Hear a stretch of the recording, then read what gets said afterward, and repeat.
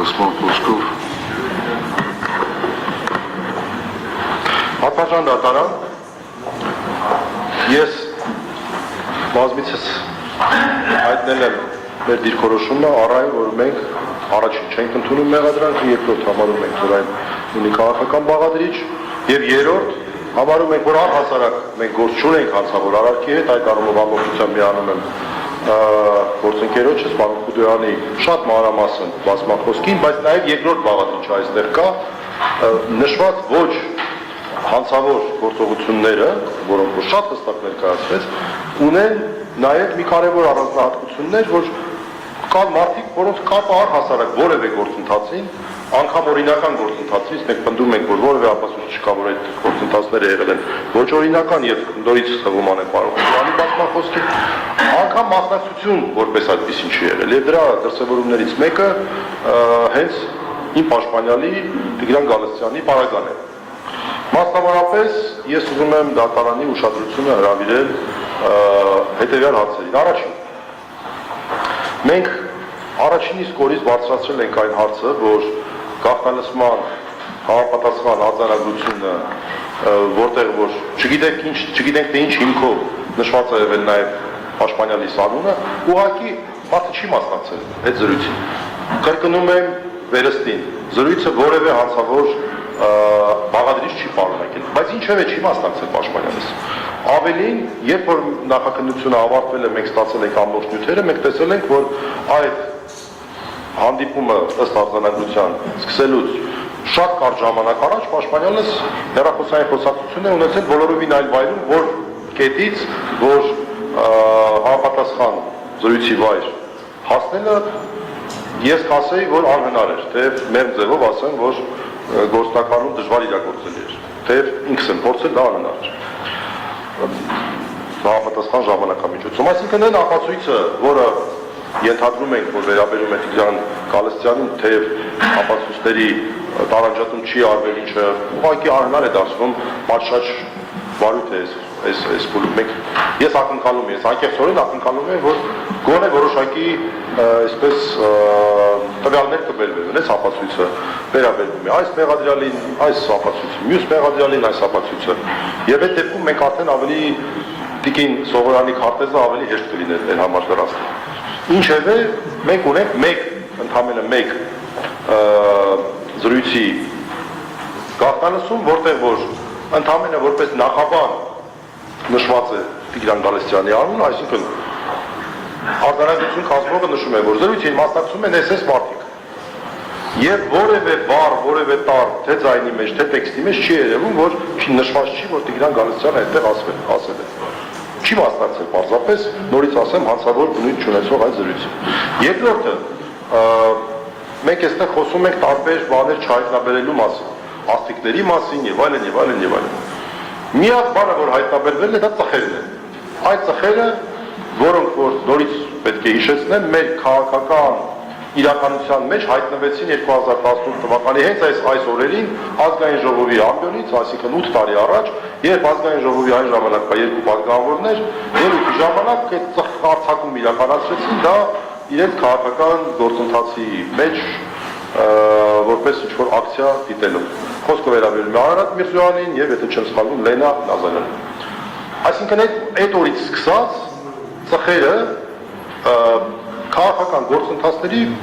բովանդակություն էին կազմում, այսինքն շատ հաճախ տարբեր քաղաքական ուժեր այդ ծխերը օգտագործում էր իր նպատակների համար։ Սրբազան շարժման ընթացքում դա ես կարծում եմ կարելի է համարել նույնիսկ ապացուցման ոչ ենթակա հրապարակային փաստ, որովհետև մենք տեսնում ենք բազմաթիվ օրինակներ, երբ որ օգտագործվում են այդ ծխերը։ Նույնիսկ 2025 թվականի հունիսից օրեր առաջ, ես շատ լավ հիշում եմ, այդ բոլոր տեսակությունները կա, մենք տեսնենք կարիք կա թե չկա դա ներկայացնելու, բայց տեսնում ենք, որ անընդհատ երբ որ ինչ-որ փոքր թեկուզ քաղաքական միջոցառումներ իրականացվում, այդ ծխերը օգտագործվում են։ Հիմա երկրորդ փաստը, որ քննչական մարմինը ունի եւ տվյալ դեպքում հանրային մեղադրանք ունի պաշտպանյալից նկատմամբ, այն է, որ կա գաղտնալսում, որը ենթադրաբար մի պահ էլի էս պետք է լինի, թե չպետք է լինի, փորձագետի եզրակացությունը այս հարցի մեջ չեմ ուզում մտնել, որտեղ նորից ասեմ գործընկերը շատ մանրամասն դրան անդրադարձել է, այդ հարցը մի կողմ թողնենք, ենթադրաբար բառը օգտագործեմ, ենթադրաբար այս զրույցին մասնակցում է իմ պաշտպանյալը եւ դրան խնդրանք է ուղղում, կարող ես ներկա տրամադրել ծխեր։ Հատվածան դատարան որևէ ապօրինի բան ծուղ տրամադրելու մեջ դու պարզապես լինել չի կարող։ Եվ առհասարակ էլի շատ ճիշտ ներկայացվեց, ես ուզում եմ այս հատվածներին ուշադրություն դարձնել, շատ ճիշտ ներկայացվեց գործընկերներից կողմից, ծխով ինչ ահաբեկչություն կարող ես անում, ծխով իշխանությունը ո՞ց կարող ես։ Եթե մարդկանց թվում է, որ 2018 թվականին ծխով իշխանությունը վերցրեցին Արարատ Միրզոյանը եւ Լենա Նազարյանը, ապա ես կարծում եմ դա այդպես չի եղել պարզապես։ Եվ պաշտպանյալից մեղադրանքի այն հատվածը, որը որ ինչ որ փաստեր է իր մեջ պարունակում եւ այդ փաստերը մենք ժամանակը կգա կորոշենք մեր դիրքորոշումը, բայց ընդունում ենք, որ այդտեղ փաստ, այո, ծուղ տրամադրվել է, հետո ծխի մեջ ինչ կա։ Ավելին, երբ որ տեղի է ունեցել խոզարկություն, դա ներկայացվելու է, այդ ապացույցը եւս ներկայացված է, պաշտպանյալից ինքն է տարել ցույց տվել, ընդ որում այստեղ շատ կարևոր է, որ դատարանի ուշադրությունը հրավիրենք այն հանգամանքին, որ այդ հատվածը, որտեղ որ տրամադրված է եղել, պաշտպանյալը է ցույց տվել եւ նույնիսկ այն հասցեի ներքո չի գտնվել, որի թույլտվությունը խոզարկության ուրեմն որոշման մեջ նշված է։ Այսինքն անգամ այդ պայմաններում որևէ խնդիր չի եղել տանել ցույց տալու, դա ոչ մի ապօրինի բան այդտեղ չկա։ Տիգրան Գալստյանի փոխարեն կարող է լինել ցանկացած մեկ ուրիշը, որ հիմա ինձ զանգ են խնդրել, ասեն գրիչ ունես, կարող ես տալ, գրիչը տամ, պարզվի, որ ահաբեկչության գործիք է ինչ որ մի գործով համարել պետությունը։ Դա շատ ներողություն աբսուրդի ժառանգության եմ համարում ցանկացած համատեքստ։ Բայց էլի չեմ զլանա նորից կրկնեմ։ Ասածս խնդրում եմ չմեկնաբանել որևէ կերպ, որ այն ամենը ինչ որ ներկայացված է, դա մենք այսպես ինչ որ տարբերվող դիրքորոշում ունենք եւ այստեղ մենք ուզում ենք հատուկ շեշտել։ Ոչ։ Մենք նկատեցինք այս ընթացքում շատ մանրամասն գործընկերներս ներկայացրեցին, որ ուղղակի այստեղ հանցավորության մասին կամ հանցավոր որևէ գործողության մասին կամ ահաբեկչության մասին, իշխանությունը զավթելու մասին խոսք լինել պարզապես չի կարող։ Ես չեմ ուզում այս հատվածին անդրադառնալ, որտեղ ինձ թվում է բավական հստակ էր եւ սպառիչ էր այն մասնախոսքերը, որ ներկայացվեցին։ Բայց մի հատ էլ տեսնենք կոնկրետ մարդկանց պատմություններ, որոնք հանրային գործիչներ չեն, որոնք զբաղվում են տարբեր գործերով, օրինակ իմ պաշտպանյալը գործառույթով է զբաղվում, մեկը կարող է մեկ այլ գործով զբաղվել, երրորդը մեկ այլ գործով զբաղվել։ Եվ իսկ սեփականություն հանդիսացող ուրեմն մանկապարտեզի կարիքների համար ունի որոշակի ծխեր, դա օգտագործվում է, դա մենք ներկայացրել ենք, թե կալանքի նիստի ժամանակ, թե հետագայում իրենց բարոց մարդիկ էլ գիտեն, որ մարդը ունի ծուղ։ Խնդրում ենք մարդներ տրամադրում է, ինչ կա այդտեղ պատվաշն դատարան։ Այս հատվածը ես դատարանի ուշադրությունն եմ հրավիրում, թե մենք մեր ապացուցման գործընթացում այս հանգամանքին ուշադրություն ենք դարձրել։ Դատարանի ուշադրությունն եմ նաև ուզում հրավիրել եւս մի ապացույցների, այսպես սա երրորդն է եւ վերջինն է, ուրիշ բան չկա պարզապես Տիգրան Գալստյանի հետ կապված, այն թե դա որտեղ է գտնվել։ Եվ որոշակի հետևություններ են արվում, Տիգրան Գալստյանը իբրև թե այնպես շատ հաճախ այցելել է։ Պատվարժան դատարան ուղղակի նորից ես այս հանգամանքին մի անգամ չի որ ուշադրություն դարձրի, ձեզ որպես նաև ոչ միայն Հայաստանի Հանրապետության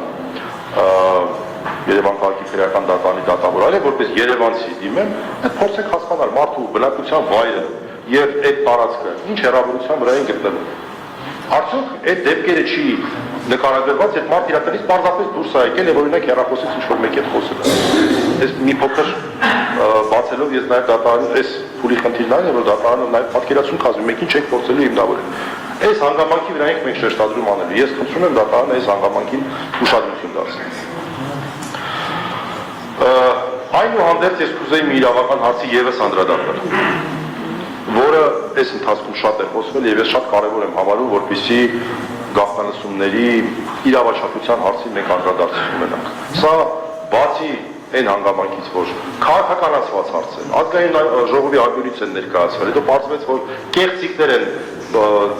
տեղի ունեցել, մոնտաժված եւ իրականության հետ իրականությանը չհամապատասխանող համատեքստ է դրա պատդրվել եւ այլն, ոչ միայն Հայաստանի Հանրապետությունում, այլև միջազգային գործընկերներին դրանով քաղաքական նպատակներ են փորձում լուծել, դրա մասին այս պահին չեն ուզում անդրադառնալ, դա նորից շատ հստակ ներկայացվել է։ Բայց եկեք մի հատ իրավական հարցի անդրադառնանք, պատվարժան դատարան։ Մենք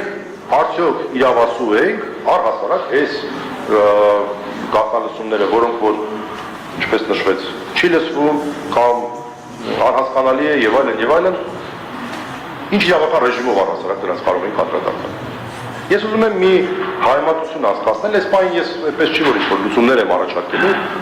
եւ այս փուլի խնդիրներ լուծումներ առաջարկելը չի, այլ ավելի շատ հարցեր ներկայացնելն է, ուղղություններ ներկայացնել է, որի ընթացքում ապացուցողական գործողություն պետք է իրականացվի, դատարանի ուշադրությունն եմ ուզում հրավիրել հետեւյալ հանգամանքին։ Տեսեք, մեր ամբողջ քրեական դատավարության մեջ այն դեպքում, երբ որ առարկաներ են օրինակ վերցվում, այն սկզբունքն է դրված միշտ եղել, որ եթե ամբողջականությունը խախտված է կամ վտանգ կա, որ ամբողջականությունը խախտված լինի, ապա այդ ապացույցների հետ կապված մենք ունենք խնդիր։ Օրինակ, երբ որ խոզարկությունը տեղի ունենում, մենք բոլորս ովքեր որ մասնակցել ենք, շատ լավ գիտենք, դատարաններն միշտ ուշադրություն են դարձնում, արդյոք այնպես է փաթեթավորվել, որ վտանգ կա, թե չկա, որ դա բացված լինի, օգտագործված լինի, նորից դրա համար քննիչների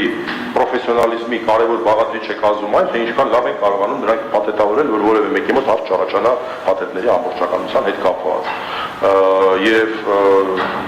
ճիշտ է, դա բուհերում չեն սովորացնում, բայց քննիչներ կան, որ հայտնի են որպես լավ փաթեթավորողներ։ Որն է նպատակը։ Օրենքից բխող նպատակը, որպեսզի հանրությունը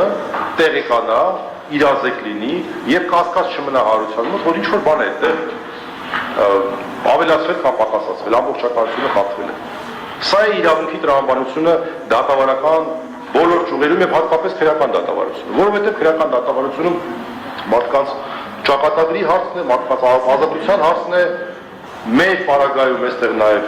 բարի անվան հարցն է, որովհետեւ քրեական դատավարությունը որպես առիթ օգտագործելով տարբեր քաղաքական այգոներից մարդկանց բարի անվան է խաղում։ Քրեական դատավարության մեջ այս տրամաբանությունն է դրված։ Բայց հիմա եկեք տեսնենք, թե այս նոր տեխնոլոգիաների արդյունքում ձեռք բերվածի մասով այս նույն սկզբունքը արդյոք չպետք է աշխատի։ Մենք ունենում ենք տվյալներ, որոնց ամբողջականությունը կասկածի տակ է։ Խոսակցություն է գնում, խոսակցության մեջ ինչ-որ մաս է բացվում, չի լսվում, չի հասկացվում, կամ խոսակցության հետո ինչ եղավ։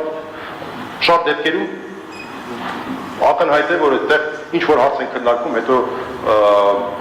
այդ քննարկման արդյունքում գալիս են հետևության, որ ինչ-որ մի գործիք կիրառել է, նպատակարար չէ, ճիշտ չէ, սխալ է եւ այլն։ Այս նույն սկզբունքը արդյոք մենք չպետք է կիրառենք ձայնագրությունների դեպքում։ Արդյոք իրավունքը այս հարցի պատասխանը չի տվել, օրինակ սահմանելով իմ կողմից նշված կարգավորումները ֆիզիկական օբյեկտների մասով։ Դատարանի ուշադրությունն է հրավիրում այս հարցերին, որտեղ բացման խոսքի խնդիրը մեծ հաշվով ուշադրություն հրավիրելն է տարբեր ապացուցողական նշանակություն ունեցող հարցերի։